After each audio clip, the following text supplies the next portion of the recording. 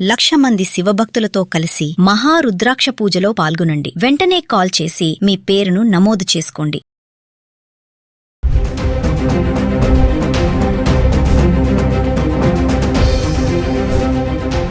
నమస్తే, welcome back to Suman TV. Present మనతో పాటు ఉన్నారు అనలిస్ట్ మందర కృష్ణారెడ్డి గారు. నమస్తే సార్. నమస్తే అమ్మా.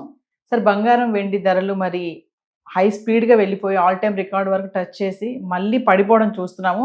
చూస్తూ 1,00,000 వరకు వచ్చేస్తుందేమో అన్నట్టు కూడా కొంచెం కనిపిస్తుంది. ఎక్కడ కూడా గోల్డ్ స్టోర్స్లో ఎక్కడ హడావిడి లేదు. మరి పెళ్లిళ్ళ సీజన్, పండుగలు స్టార్ట్ అయిపోయాయి, మళ్ళీ ముహూర్తాలు ఆల్రెడీ స్టార్ట్ అయ్యాయి. అయినా సరే ఎక్కడ గోల్డ్ స్టోర్లో జనాలు కనబడట్లేదు. మరి దీంతో బంగారం షాపులన్నీ మూతపడిపోయే అవకాశాలు ఉన్నాయా అంటే, మళ్ళీ పెరగవా అంటే ధరలు?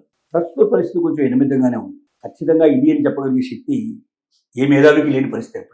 కారణం ఏంటంటే ఈ రోజున్న పరిస్థితి రేపు ఉంటుందో తెలియదు, రేపున్న పరిస్థితి ఎల్లు ఉంటుందో తెలియని పరిస్థితి ఏర్పడింది. కాబట్టి మొత్తం వరల్డ్ వైజ్గా ఉండే గోల్డ్ మార్కెట్ అంతా కూడా తలకిందులు అయ్యే పరిస్థితి ఏర్పడింది సిచ్యువేషన్. కారణం ఎక్కువగా యుద్ధ ప్రభావం ఎక్కువగా పడింది అని చెప్పక తప్పదు. పశ్చిమాసియా యుద్ధం ఎక్కువగా పడింది, ఉక్రెయిన్ రష్యా యుద్ధం కూడా కొంత కారణం పరిస్థితి ఏర్పడింది. దానికి తోడుగా ఎల్నినో ప్రభావం కూడా ఇప్పుడు కనబడుతుంది. వర్షాలు తక్కువ పడే పరిస్థితి ఏర్పడేసరికల్లా చాలా దేశాల్లో ఆహార కొరత ఏర్పడే పరిస్థితి కూడా ఏర్పడుతుంది. అంటే మనిషి దేనికి ఇంపార్టెన్స్ ఇస్తారంటే ముందు తిండి, తనకు కావాల్సిన మినిమం నీడ్స్ కోసం ప్రయత్నం చేస్తాడు. బంగారం దాని తర్వాత. రేపు ఒకవేళ ఈ బంగారం ఉన్నా మనకు లాభం లేదు, మనకు అవతల మన తిండి గింజలకు ఇబ్బంది అయ్యే పరిస్థితి ఏర్పడుతుంది అనుకుంటే ముందు బంగారం అమ్మేయడానికి ప్రయత్నం చేస్తాడు.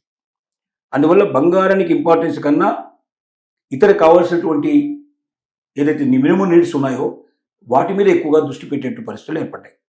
ఈ సిచ్యువేషన్ లోపల బంగారం రేటు మాత్రం ఖచ్చితంగా తగ్గుతుంది, 1,00,000 దాకా వెళుతుంది. కొంతమంది మేధావులు ఏమో 1,00,000 దాకా వెళుతుందని ఒక మాట చెప్తున్నారు. కొంతమంది మేధావులు దీంట్లో ఏం చెప్తున్నారంటే ఇది 1,20,000, 1,30,000 మధ్యనే విషయాలు అక్కడ ఆగిపోతుంది, ఆ తర్వాత మళ్ళీ పెరగడం ప్రారంభమవుతుంది.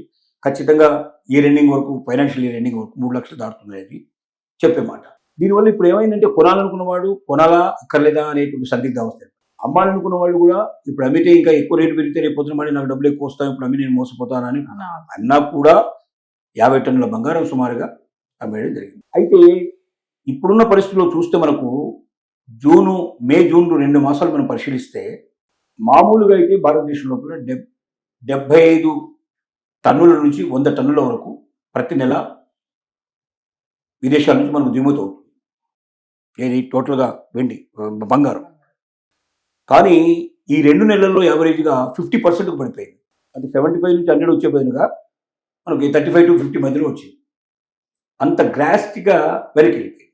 50% ఆఫ్ ది దిగుమతులు పడిపోయాయి. అంటే అంత మేరకు పర్చేజెస్ కూడా మొత్తం పడిపోయాయి, అమ్మకాలు కూడా పడిపోయాయి. వెండి అమ్మకాలు భారతదేశం లోపల ప్రతి నెల యావరేజ్గా 75 టన్నుల నుంచి 100 టన్నులు ఉంటుంది. కానీ మే జూన్ నెలలో అది సగానికి పడిపోయింది. అంటే దీని అర్థం బంగారం కొనేవాళ్ళు 50% తగ్గిపోయినారని దీన్ని బట్టి అర్థం. మిగిలిన వాడు కూడా కొన్న అరకొరగానే కొంటున్నారు తప్ప భారీ ఎత్తున ఎవరు కొనలేదు. అంటే ఇన్వెస్ట్మెంట్స్ దీంట్లో చేయడానికి సిద్ధపట్టలేదు భారీగా. ఎందుకంటే చేస్తే రేపు పొద్దున ఎక్కడ దెబ్బతింటాము అనే భయం విన్నాడు. రేటు పడిపోతే పెద్ద ఎత్తున పెట్టే పెట్టుబడులు, బంగారం కొని పెట్టుకున్నాం, రేటు తగ్గిపోయింది, ఆటోమేటిక్గా నష్టపోతాం అనే భయం. రేటు పెరుగుతుందని 100% గ్యారంటీ ఇచ్చేటువంటి పరిస్థితి కనబడలేదు. రేటు తగ్గుతుందని కూడా 100% ఎవరు చెప్పట్లేదు. కానీ తగ్గితే నష్టపోతాం కదా, పెరిగితే లాభపడడం సంగతి నుంచి వస్తుందో రాదో తెలియదు, కానీ తగ్గితే నష్టపోతాం అనేటువంటి భావన చాలామంది పట్టుకుంది. కాబట్టి పాత బంగారాన్ని మార్పు చేయడాన్ని అమ్మడానికి, లేకపోతే పాత బంగారాన్ని నగలు చేయించుకోవడానికి ఎక్కువ మంది ఉపయోగిస్తున్నారు.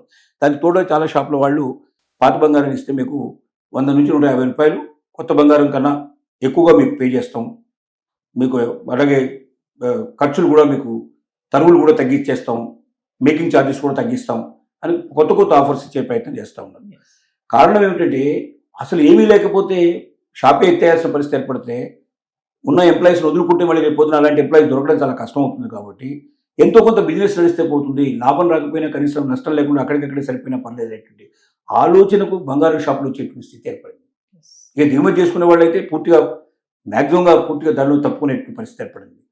అతాకుతులమైన పరిస్థితుల లోపల ఒక రకంగా బంగారు వ్యవహారం ఉంది. అయితే భారతదేశం భౌగోళికంగా మన ప్రజల సెంటిమెంట్ ఏంటంటే బంగారాన్ని విడిపోయి మనం ఉండలేము. ఖచ్చితంగా మళ్ళీ పెళ్లిళ్ళ సీజన్ స్టార్ట్ అవుతుంది. పెళ్లి సీజన్ స్టార్ట్ అయితే ఆటోమేటిక్గా కొంత బంగారం కొనుక్కోక తప్పదు. కొంత అలాగే మనకు కొన్ని సందర్భాల్లో తప్పనిసరిగా పంటలకు, పబ్బాలకు ఇట్లాంటి వాటికి బంగారం కొనడం ఒక అలవాటుగా మన దేశంలో ఉంది. కాబట్టి 100% పూర్తిగా బంగారం ఎవడు కొనడు అనేటువంటి మాట మాత్రం కరెక్ట్ కాదు. 50% తేడా వచ్చినట్టు మాట మాత్రం వాస్తవమే. ఈ 50% పెరగడానికి ఏం కారణం ఏం కావాలంటే మనకు యుద్ధం ఆగిపోయి పూర్తిగా శాశ్వతంగా పరిష్కారం ఏర్పడితే ఇది బాగా పెరిగే అవకాశాలు ఉంటాయి. డెఫినెట్గా కొనేటువంటి వాళ్ళ సంఖ్య పెరుగుతుంది, బంగారు రేటు కూడా పెరిగే అవకాశాలు ఉంటాయి. యుద్ధం కంటిన్యూ కాకుండా యుద్ధం ఆగిపోతే మనకు రేట్లు తగ్గుతాయి, యుద్ధం నడిస్తే రేట్లు పెరిగే అవకాశం ఉంది. ఎందుకంటే దిగుమతులు మొత్తం పడిపోతాయి, ఎగుమతులు ఉండవు, దిగుమతులు ఉండవు, ఎక్కడిదక్కడే ఉంటుంది కాబట్టి ఉన్న దాంట్లోనే చూసుకోవాల్సిన పరిస్థితి ఏర్పడుతుంది. కాబట్టి ఆటోమేటిక్గా రేట్లు విపరీతంగా పెరిగే అవకాశాలు ఉంటాయి.